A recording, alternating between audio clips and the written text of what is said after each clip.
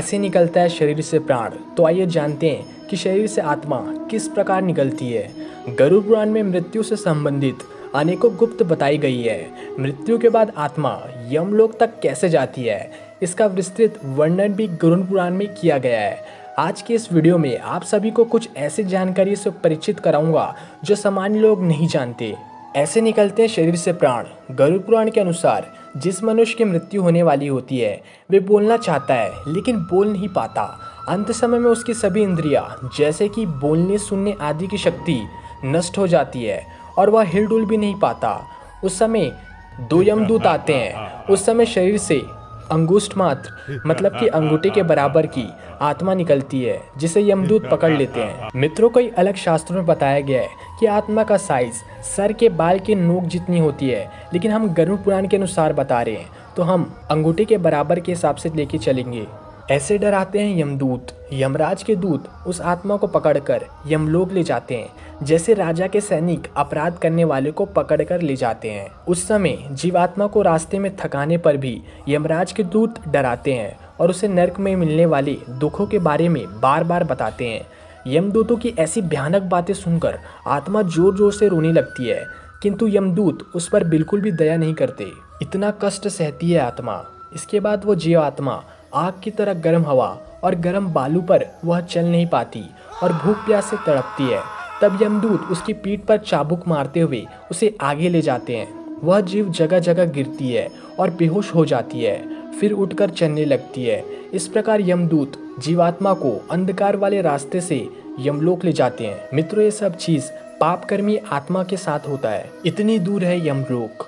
गरुड़ पुराण के अनुसार यमलोक 99,000 योजन वैदिक काल की लंबाई मापने की इकाई है। एक योजन बराबर होता है 4 कोस यानी कि 13 से 16 किलोमीटर। मतलब यमलोक की दूरी हुई 12,87,000 किलोमीटर से 15,84,000 किलोमीटर तक। वहाँ यमदूत पापी जीव को थोड़ी देर में ले जाते हैं। इसके बाद यमदूत उसे सजा देते हैं।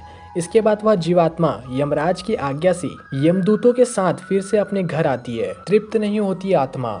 घर आकर वह जीवात्मा अपने शरीर में पुनः प्रवेश करने की इच्छा करती है, लेकिन यमदूत के बंधन से वह मुक्त नहीं हो पाती और भूख प्यास के कारण रोती है।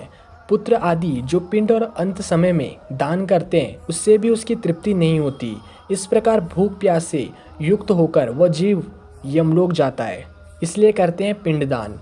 इसके बाद उस आत्मा के पुत्र आदि परिजन यदि पिंडदान नहीं देते तो वह प्रेत बन जाती है और लंबे समय तक सुनसान जंगल में रहती है।